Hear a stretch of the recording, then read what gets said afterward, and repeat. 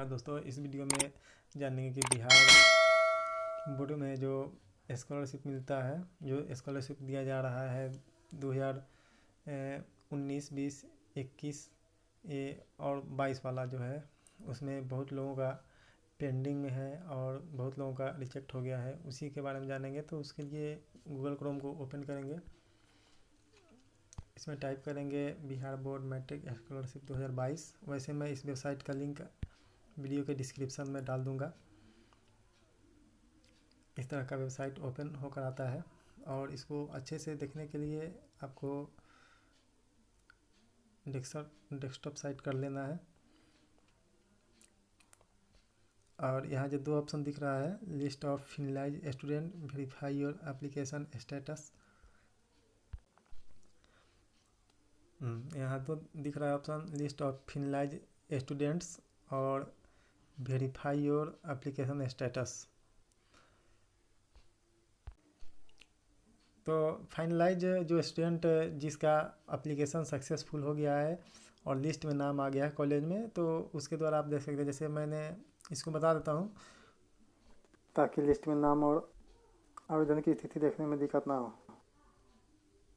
इसमें सर्वप्रथम अपना राज्य का नाम, उसके बाद अपने ज़िला का नाम और इंस्टीट्यूशन, किस इंस्टीट्यूट से आप एडमिशन लिए हैं उसको सिलेक्ट कर लेना है।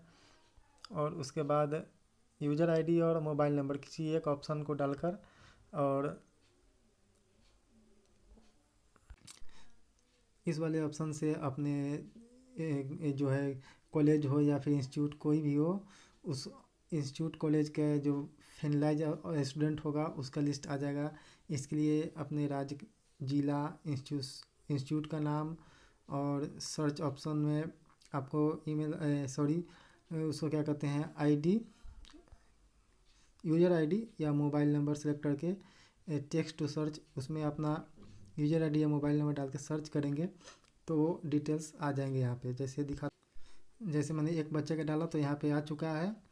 एक वन रिकॉर्ड फाउंड दिखा रहा है। यहाँ पे सीरियल नंबर, स्टूडेंट का नाम, उनके पिता का नाम, आधार नंबर, मोबाइल नंबर और ये बैंक के डिटेल्स है। तो आप इस तरह से खोज सकते हैं।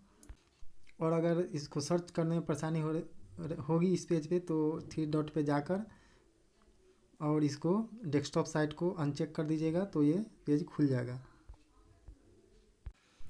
और दूसरा वाला जो ऑप्शन है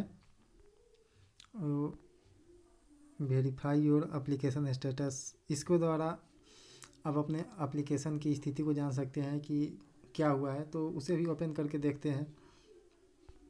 इस ऑप्शन के द्वारा कुछ एडिट नहीं कर सकते, केवल आवेदन की स्थिति देख सकते हैं। इसमें आपको application ID, user ID, mobile number या आधार नंबर, कोई भी एक आईडी को डालकर आप उसे सर्च कर सकते हैं। मैंने मोबाइल नंबर सेलेक्ट कर लिया है। उसके बाद नीचे वाले बॉक्स में मोबाइल नंबर डालेंगे, डेट ऑफ बर्थ डाल के सर्च करेंगे। तो वैसे सर्च करने पर देखिए सारी डिटेल्स आ गई है। आपने जितना एप्लीकेशन अभी तक सबमिट किया है वो सारी यहाँ पे होगी और उनका स्टेटस दिखाया जाएगा। तो ये देख सकते हैं। तो फ़िलहाल सिंपल वे है लॉगिन करके अपना देखने का। तो स्टूडेंट वाला जो सबसे टॉप पे जो तीसरा ऑप्शन है, स्टूडेंट प्लस वाला ऑप्शन, उस पर क्लिक करके, और इसमें जो ऑप्शन है registered user login SC/ST student या फिर registered user login BC/BC student, जो भी हो आप अपना सेलेक्ट कर लीजिएगा।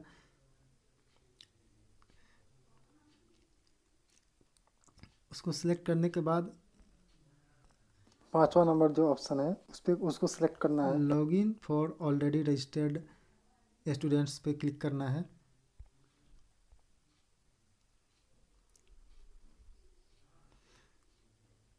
उसके बाद यूज़र आईडी, पासवर्ड और ऊपर जो कोड दिया हुआ है नीचे उस बॉक्स में डालना है और लॉगिन पे क्लिक करना है। यहाँ पे अपना फॉरगेट यूज़र आईडी और पासवर्ड को भी फॉरगेट करके नया बना सकते हैं अगर भूल गए हो तो। यूज़र आईडी, पासवर्ड और कैप्चा डालकर लॉगिन पे क्लिक करेंगे। आपका लॉगिन आईडी सक्सेसफुल लॉगिन हो जाएगा, आप सक्सेसफुल लॉगिन हो जाइएगा यहाँ पे। और यहाँ पे आपका पूरा डिटेल्स होगा।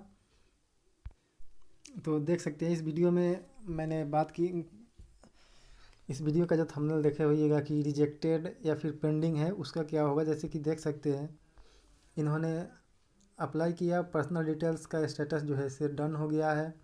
उसके बाद फ़ोटो स्टेटस डन है, डॉक्यूमेंट स्टेटस भी डन है। उसके बाद फिनलाइज, इन्होंने फिनलाइज नहीं किया था। और यहाँ पे देख सकते हैं कि इंस्टीट्यूशन वेरिफिकेशन स्टेटस वो जो अप्रूव हो गया था, फिजिकल कमेटी भी अप्रूव हो गया था, लेकिन institute distribute maker permanently rejected कर दिया है। तो इस तरह से आपका भी फॉर्म में जो कुछ गलती किए होइएगा तो वहाँ पे रिजेक्ट हो गया होगा। और वहाँ पे रिमार्क्स भी दे दिया जाता है कि किस कारण से आपका रिजेक्ट हुआ है। आप उसे सुधार कर, डेट दिया गया था उस डेट के पहले अपलोड नहीं किए होइएगा या फिर सुधार करके अपडेट नहीं किए होइएगा, जिसके कारण आपका अभी तक पेंडिंग या फिर रिजेक्ट हो गया है। देखिए यहाँ पे अभी पेंडिंग दिखा रहा है। Institute district checker pending, remarks में कुछ नहीं है। होम डिस्ट्रिक्ट कमेटी पेंडिंग, और पेमेंट स्टेटस जो है वो भी पेंडिंग है।